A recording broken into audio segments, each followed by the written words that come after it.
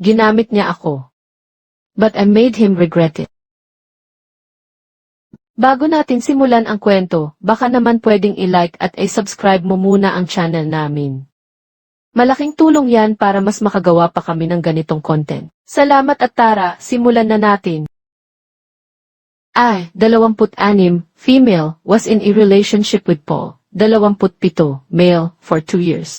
He was charming, sweet, and always knew the right words to say. At first, I thought I hit the jackpot. He was everything I wanted, or so thought, because in reality, he never loved me.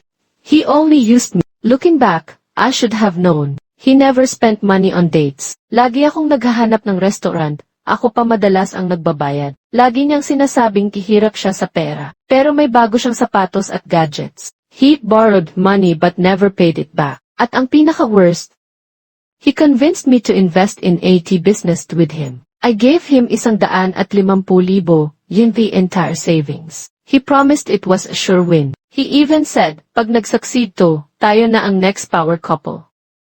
Tabibip ina, ginamit niya lang ako. One night, habang nasa bahay niya ako, napansin kong may nag-text sa phone niya. Babe, kailan tayo magbabakasyon? Sana soon na. Miss na kita, babe. Huminga ako ng malalim. Kinuha ko ang phone niya at binuksan ang messages. And what a soul destroyed me. Paul had another girlfriend. No, he had Tiga. Isa sa kanila ang nagbayad ng motor niya. Yung isa naman, binibigyan siya ng weekly allowance. And me?